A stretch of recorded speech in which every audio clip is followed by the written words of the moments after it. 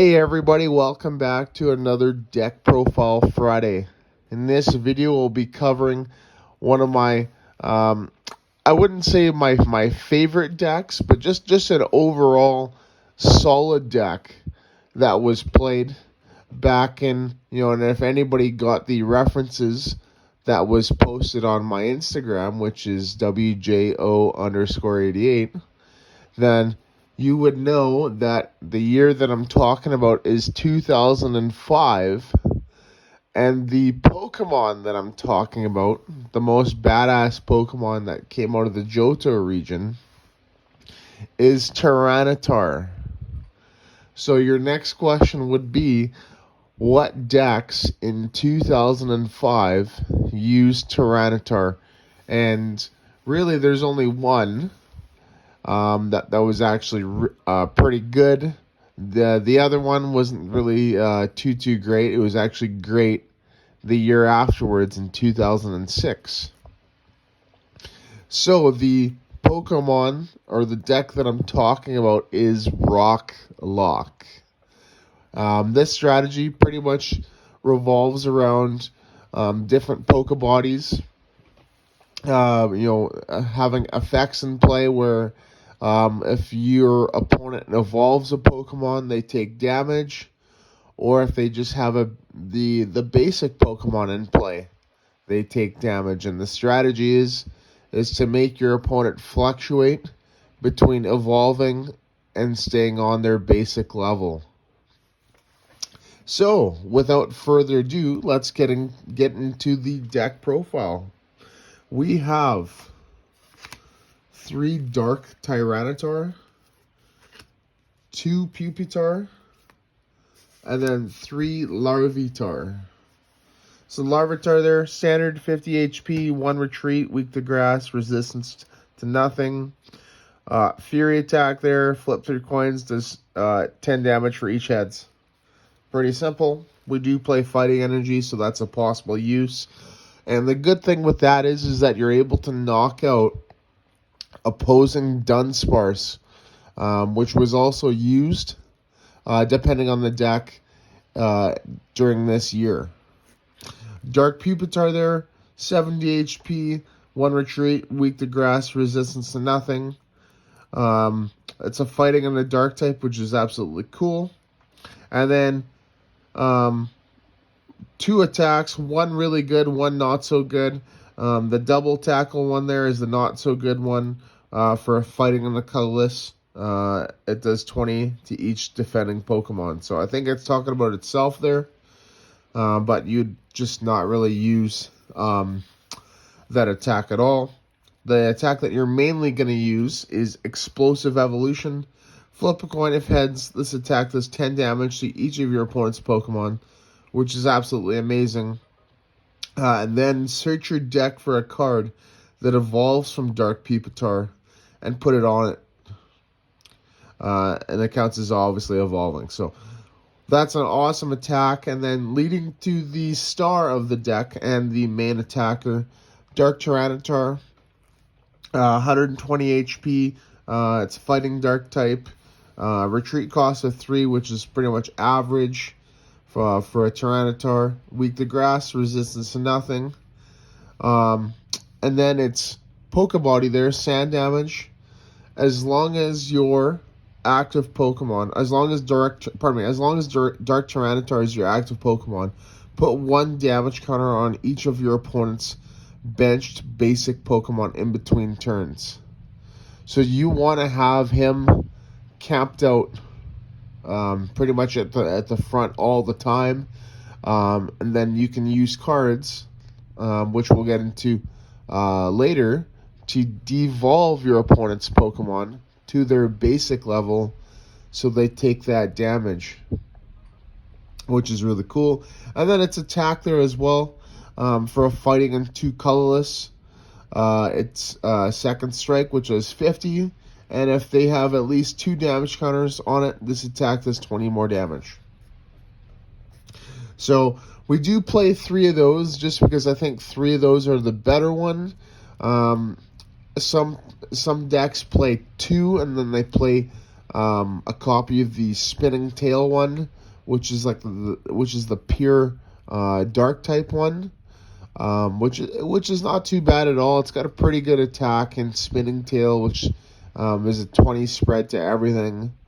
And then Bite Off there, it's third attack. You know, it's pretty good for knocking out EXs. I think it does 70 plus 50 more if they're an EX or something like that. So not too bad at all. I just prefer this one because this is kind of how we want to put damage counters on our opponent's Pokemon. So cool. That's it for the Tyranitar. Now we're gonna get into these support Pokemon as well as the backup attacker for the deck. We have Dark Ampharos, 2 of them, a single Dark Flaffy, and then 2 Mareep. So Mareep there, 50 HP, retreat cost of 1, weak to fighting, resistance to nothing. Minor N running there, which is actually a decent attack. Search your deck for an energy, put it into your hand. Quick attack there for Lightning Colorless. It does 10, and then with the result of a coin flip, it does 10 more. Dark Flaffy there is actually pretty cool. 80 HP, Lightning Dark type, retreat cost of 1, resistance to nothing, weak to fighting as well. Thunder Slash. So this here is actually a pretty good attack here. It's a decent stall attack. Does 10 damage. If the defending Pokemon is a basic Pokemon, they are paralyzed. And then you can't use that attack next turn. So this is a great stall card if you need to buy a turn somewhere. I absolutely love this card. I love the artwork as well. And then it's got a Headbutt there for, a Lightning and a Colorless. It does 20, which is cool. But the main Pokemon is Dark Ampharos. So with Dark Ampharos there, we have 120 HP, Lightning Dark type, retreat cost of 2, weak to fighting, resistance to none. 2 attacks, one of them good, one of them not so good, and then an amazing Pokebody. So the Ram there for 2 colorless does 30, that's the attack. And then the second attack, Shock Bolt, Lightning and 2 colorless, it does 70, and then discard all Lightning Energy. So this is pretty good for knocking out Pidgeots, right? And due to the special energy that we play, you can do it instantly. But it's mainly there for its Pokebody, right? Every time your opponent evolves a Pokemon during their turn, they take 2 damage, right? You put 2 damage counters on them.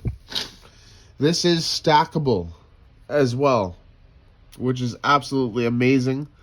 Pardon me, you can only use 1, but I mean, like, when I mean stackable, I mean, like, you can use it multiple times in a turn. So, like, let's say, for instance, like, they evolve and then they evolve it again, right? Somehow, right? That's what I mean. It is stackable. So, really good card. And that's the support Pokemon and the secondary attacker in the deck. And that's it for that one. And now we go to the main searcher and another support card. We got 2 Pidgeot, a Pidgeotto, and 2 Pidgey. Pidgey there, really good. 50 HP, colorless retreat costs, resistance to fighting, weak to lightning, corner, which is decently for a stall. They can't retreat. So this here is actually pretty good because if your opponent does not play any switching cards, which you might actually like figure out over the course of a game, you can stall them with this, and then when time is called, right, you can just take a prize. I believe that was actually done in a game in the World Championships. I can't remember if it was 2005 or 2006 when that happened, but they literally stalled them right to time, and then they just took 1 prize to win. Gust there, which you don't really use, but it does 20 damage. Pidgeot, right, is pretty good as well. 70 HP, retreat cost of none, weak to lightning and resistance to fighting. Clutch there, they can't retreat, and it does 10 damage, so that's pretty good. Cutting Wind there for 2 energy, it does 30. But Pidgey and Pidgeotto there are mainly for Pidgeot, which is absolutely amazing. It's one of the best cards ever printed, and to be printed out of Fire Red, Leaf Green. 100 HP, retreat cost of none, resistance to fighting, weak to lightning, quick search. So this here is like the OG Arceus V-Star. That allows you to search your deck for any one card and then put it into your hand.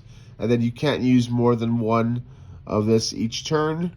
And obviously you can't use it if it's affected by a special condition. So this is the OG Arceus V-Star. Absolutely amazing. It makes so many decks work. And not to mention, this deck here, Rocklock, is one of the few decks out there that has ever been able to play 3 stage 2 lines. 3, right? There is not many decks that have ever done that, right? I think there's maybe only a handful. So this is just, by doing that, like, it just goes to show how successful of a deck this actually is. And then we got its attack there, clutch, this 40, and then they can't retreat. So another great stall tactic card. Yeah, so that's Pidgeot. That's the 3 stage 2 lines. And then we have our starter of the deck, right, which is pretty much standard for the whole format is Dunsparce. And then we play 1 Jirachi Deoxys. So Dunsparce there is mainly there for its strike and run attack. Search your deck for up to 3 basic Pokemon and put them onto your bench. Typically, you're going to use that in combination with Jirachi because that Dunsparce you want to be able to swap out for a Larvitar, right? Because then that way you don't waste that energy attachment, and you'll do it with a card called Swoop Teleporter, but more on that later. Jirachi there. Wishing Star, another awesome Pokepower. You get to look at the top 5 cards of your deck, choose one of them, and put it into your hand. So, what an awesome card. What a great engine that we have here in these two. And, Dunsparce, in my opinion, is the reason why you can play 3 stage 2s in here. So, and that's it for the Pokemon. So now we'll get into the trainer cards, supporters, and stadiums. So we got 4 Celios Network, and we got 2 Rockets Admin, 2 Stevens Advice, and a Copycat. So Celios Network searches out for any Pokemon. You need to be playing 4 in this format. Rockets Admin, the original N of our time. Shuffle your hand and you draw cards up into the number of prizes you have left. Stevens Advice, pretty much the best draw supporter during the time at all. You draw cards up into the number of your opponent's Pokemon that are in play. So if they have 6, you draw 6. But you can't use it if you have 7 or more cards in your hand, including that one. And then Copycat there, just 1. It's a decent shuffle draw as well. So it's not an admin. Like, you could play it as an admin if you want, but I just like the variability and having the 2-1 split between admin and Copycat. That's it for the supporters.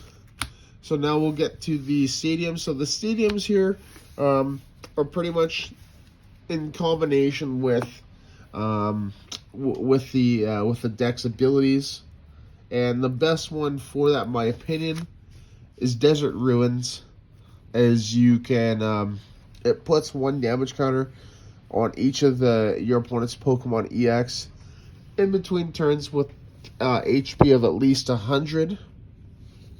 So So many decks play 100 HP EXs, right? You got Medicham with 110. You got, Blaziken was pretty popular with 150, right? I'm not going to say any more about that, but just look at that card and how impactful it is. You could play Rocket's Tricky Gym as well, which does it's a 20 snipe anywhere on your opponent's side of the field for a single energy. So you could go that way, but I just like playing the Desert Ruins. I think Desert Ruins is a little bit more helpful, and that does it for the stadiums.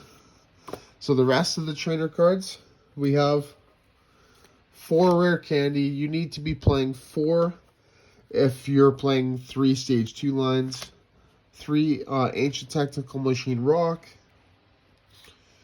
2 swoop teleporter, a Pokemon retriever, and a warp point. So rare candy get you from basic to stage 2, right? Ancient technical machine rock, the stone generator attack there. So this is what devolves your opponent's Pokemon to their next lowest stage. So it totally takes advantage of your opponent's rare candies, right? And it makes them go the longer way, which is basic to stage 1 to stage 2. Swoop teleporter here is really good because this here is what allows you to switch that Dunsparce into a Larvitar, right? And then that way you don't waste an energy attachment, because then the next turn you just rare candy Tyranitar, attach your energy card, and then you attack, right? But we'll get into the energies later. Pokemon Retriever, just a nice fetching card here for Pokemon. You can put 1 in your hand or shuffle 3 into your deck. And then 1 Warp Point, just a nice little switching card here to take advantage of the different Pokebodies in the deck. You could play more than 1. You could play 2, right? So that's not too bad. I believe as well you can play...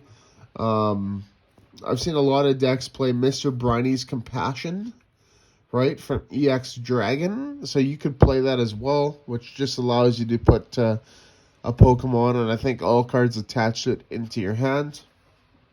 So you could do that too, or you could just, like I said, play that second Warp Point. So, and that's it for the trainer cards, right? And then on to the energy lastly, right? So really awesome deck here.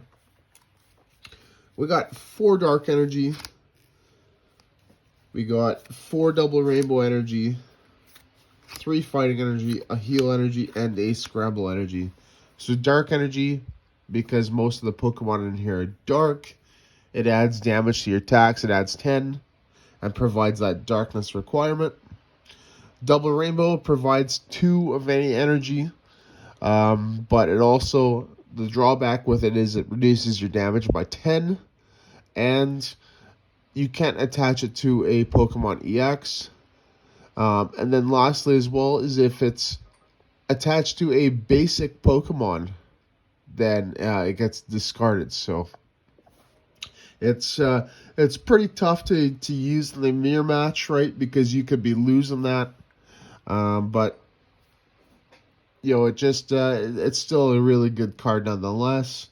Fighting Energy, because the Fighting Energy there fills the requirements not only for Larvitar, so we can get that possible Larvitar Donk, but also for the Dark Tyranitar's second strike attack, which requires a fighting.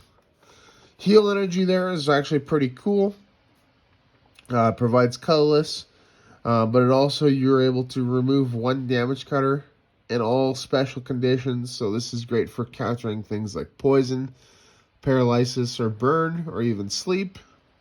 And then Scramble Energy, right, because you're going to be coming from behind quite a bit, right? You could play more than just 1. You could play 2, possibly even 3. I don't think you need to play 4 because you want to be a little bit more aggressive. You're not like... This is not like a complete comeback deck like Meta Doom, You know, if anybody knows 2006, it's not something like that. You know, you want to just kind of chill back, you know, when you need to, but then you kind of want to be a little bit more aggressive when you need to as well. So you can play 2 or 3. I just choose 1 because I'd rather have the extra for the double rainbow. So cool. That's the deck profile. So it's not a bad deck here. It's a pretty tough one to play. The matchups on it. Matchups on it are pretty. They're pretty okay. Like, you know, it does, you know, obviously lose to things that that shut off to powers, right? Like Nidoqueen, because they play 4 Battle Frontier, right? Or pardon me, not Battle Frontier. Just because of their type, right? Metadoom, because they play Metacham, pardon me, not Metadoom. Metacham, because they play the Battle Frontier, right? It can lose to Ludicargo, right, for the same reason. If you're the thing that I would recommend with this deck is that if you're going to play Rocklock, you definitely need to know your metagame. I'll say that, right? You need to know what everybody's gonna play, what's popular, what's not popular, right? And just kind of base your decision on that, right? Every tournament that you play in, you're just really rolling the dice. So you don't know how you're gonna do. You don't know what everybody else is playing, right? You just need to pick something solid.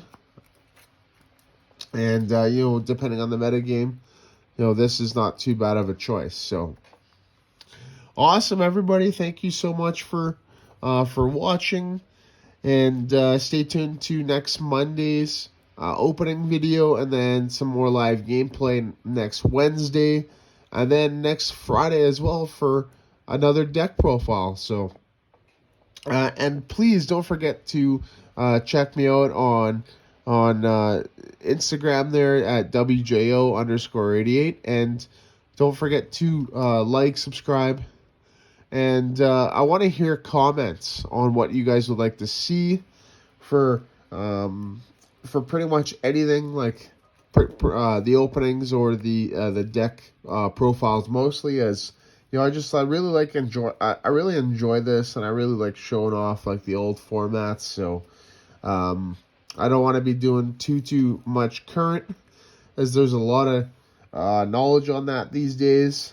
But, you know, if you want to see more current stuff, I can do that too. And, yeah, just let me know what you guys would like to see. So, awesome. Thank you so much for watching, and take care, everyone.